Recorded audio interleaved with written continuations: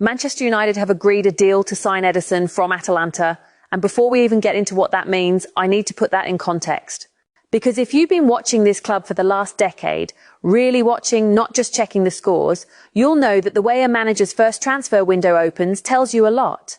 Not everything, but a lot. And what's interesting to me isn't just the signing itself, it's the timing, it's the decisiveness.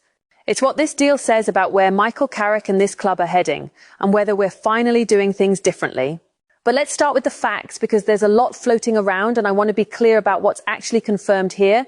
Manchester United have agreed a deal with Atalanta to sign Edison. Initial fee is £34 million with up to £3.8 million in potential add-ons. So we're talking a total package of around £38 million. Personal terms are done. The contract runs 4 years with an option for a fifth. The deal goes through once he completes his medical, which is expected before the end of June. This has been confirmed by David Ornstein, Fabrizio Romano, Sky Sports, ESPN, basically every credible source you'd want to see on a story like this. So this is happening. And I'm Bella. Welcome to Bella Mufc Analysis. If you're new here, this is where we go deeper than the headline. We break down what the transfer actually means, where it fits, what it tells us about the club's direction, and whether or not we should actually be excited. If that sounds like your kind of content, subscribe. It takes 2 seconds and it means you're here for the next one when the next big piece of this summer drops. Because trust me, this is just the beginning. Now, Edison from Atalanta, 26 years old, Brazilian international, box-to-box midfielder, 180 appearances for Atalanta over 4 seasons. And here's the first thing that caught my attention when this story started developing. United have been tracking this player for over a year. This wasn't a panic move. This wasn't someone's agent ringing up in May saying, hey, my client's available. This is a player United identified, monitored, and waited for the right moment to sign. And the right moment turned out to be now, when his contract situation gave United leverage, when Atalanta's valuation had come down from the ridiculous 75 million euros they were asking for previously, and when Carrick was confirmed as permanent manager and immediately backed with funds. That shift in valuation is worth talking about, actually, because 12 months ago, Atalanta were demanding close to 75 million euros for Ederson. United were interested but not willing to go there. And that patience, that willingness to wait, has resulted in them getting the same player for effectively half the price. That's smart business. And we don't say that about Manchester United very often, so I'll say it again. That is smart business. Now let's talk about who Edison actually is, because I think there's some confusion out there about his profile, especially for fans who only know him by name. He is not a sitting midfielder. He's not a Casemiro replacement in the traditional sense where you plant someone in front of the back four and ask them to protect. His game is much more dynamic than that. At Atalanta, he played in a system that required constant movement, high-intensity pressing, covering huge amounts of ground in both directions, box to box, genuinely. And what makes him interesting tactically is that he can adapt to very different midfield partnerships. He played alongside Toon Koopmeiners, a very creative, progressive midfielder, and worked. He played alongside Martin de Roon, a very disciplined defensive midfielder, and worked. That adaptability is rare. Not every central midfielder has the intelligence and the athletic profile to function effectively in completely different roles, depending on who they're partnered with. Fabio Capello once specifically praised his rare tactical intelligence. And if you know anything about Capello, he is not someone who throws compliments around easily.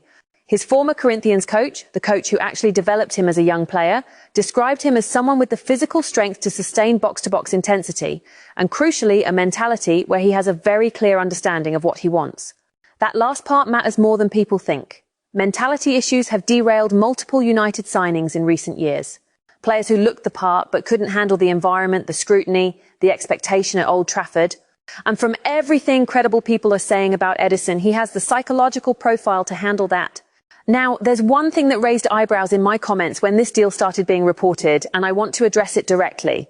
He missed Brazil's World Cup squad this summer, despite a strong season for Atalanta, and people are asking, should that concern us? Honestly, I think it's more complicated than it looks. The Brazilian national team setup has its own politics, its own preferences, its own internal debates.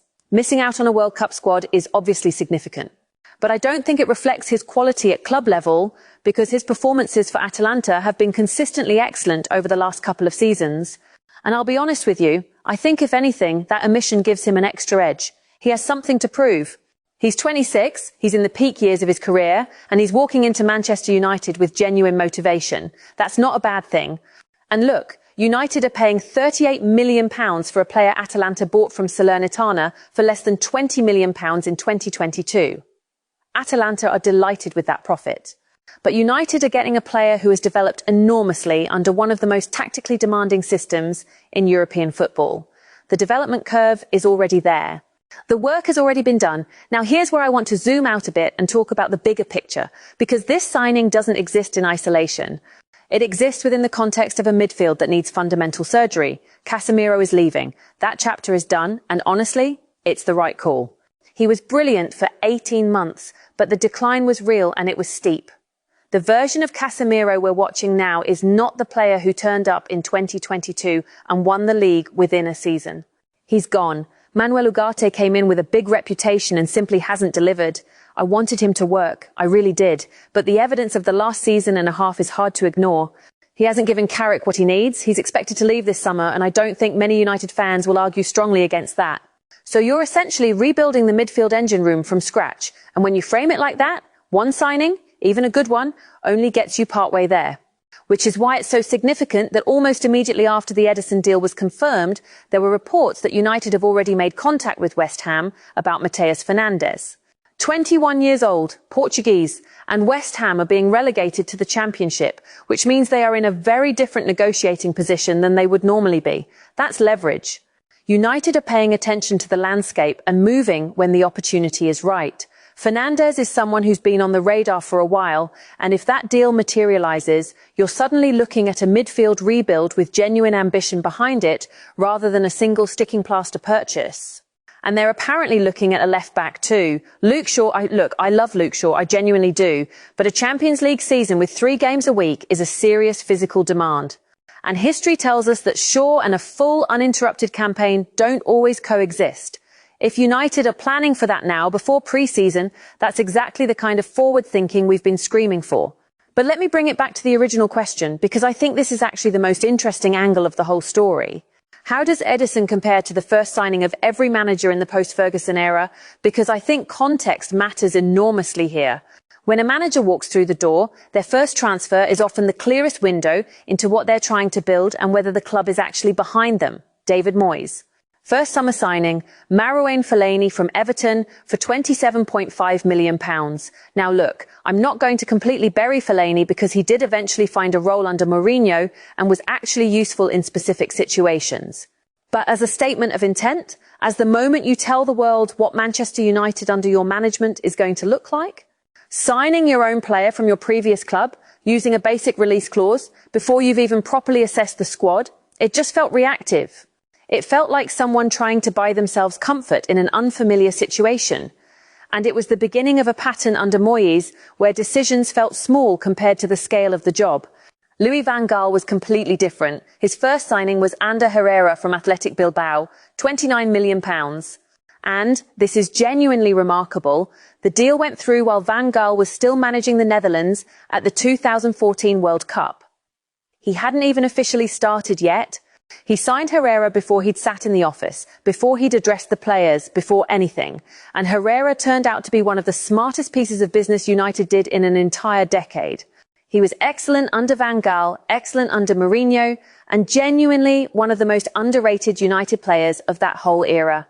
That first signing told you that Van Gaal had a plan and he was executing it immediately. Jose Mourinho came in and signed Eric Bailly for £30 million, Ivorian centre-back. And Bailey's first season was genuinely impressive.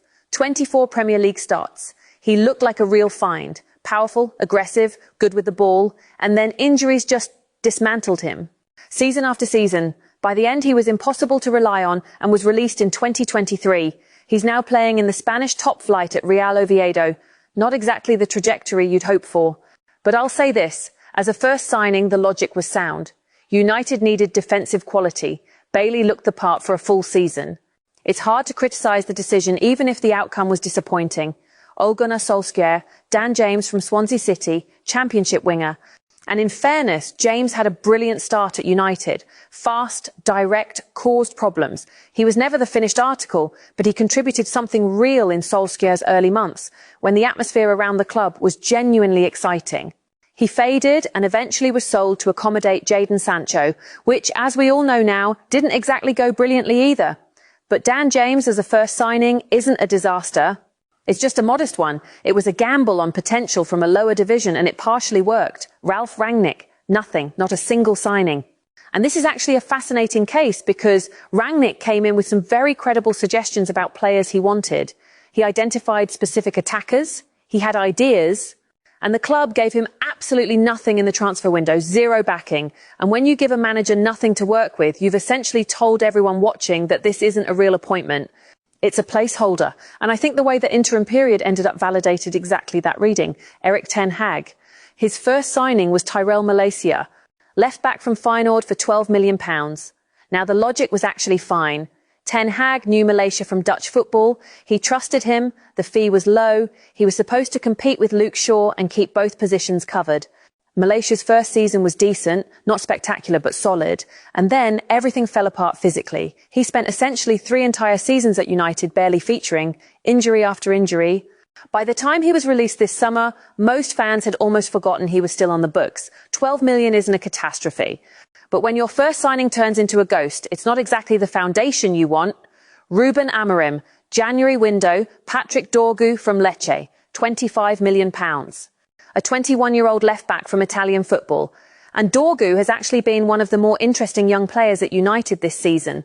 Versatile, energetic, willing to learn. But Amorim himself was openly critical of Dorgu at various points, which was bizarre.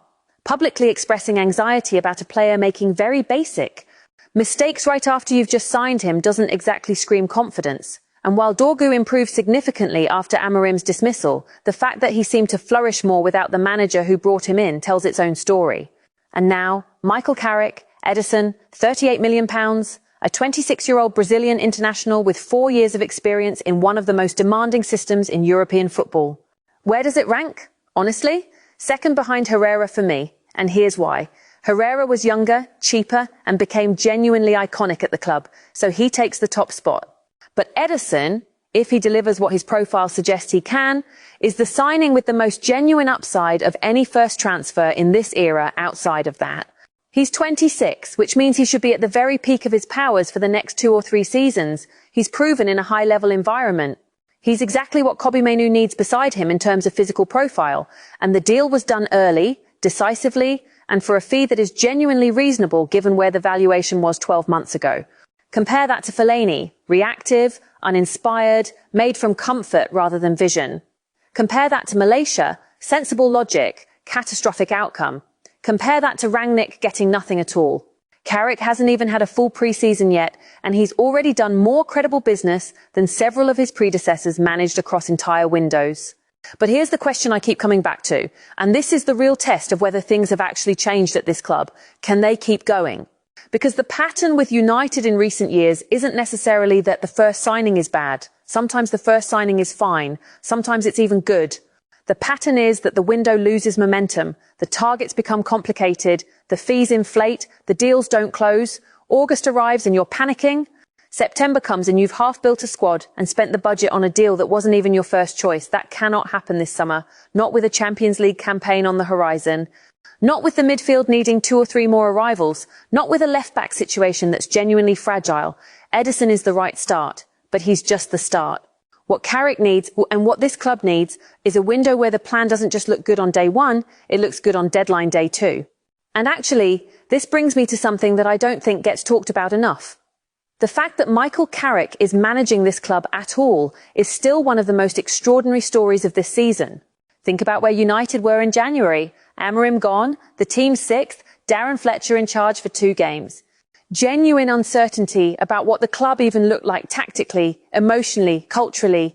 And then Carrick walked in, a man who'd just been sacked by Middlesbrough, who'd never managed in the Premier League, who had a quiet dignity about him, but not necessarily the profile of someone you'd expect to turn Manchester United's season around.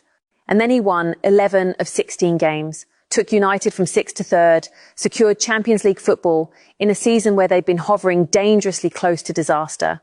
That is not a small thing. That is a genuinely impressive achievement. And the board, to their credit, recognised it. 2-year deal until 2028 with an option for a 3rd. He's not interim anymore. He's the manager, and now he's being backed with real money in a real transfer window. The last 3 times United gave a manager genuine momentum going into a summer, it ended in disappointment. Van Gaal had funds and wasted them on quantity over quality. Mourinho had funds, but the recruitment was inconsistent. Ten Hag had funds, and the window was chaotic from the beginning.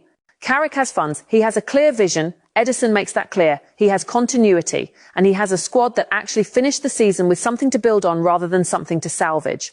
There's something quietly hopeful about all of this.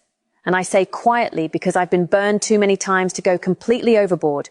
But the evidence in front of us, the manager's record, the speed of this signing, the profile of the player, the intelligence of the deal, all of it points in a direction that I haven't felt confident about for a long time.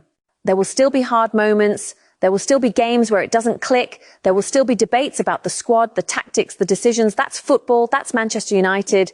But for the first time since those early days of Solskjaer, when it genuinely felt like things were being built with intention, I'm looking at this club and thinking they might actually know what they're doing.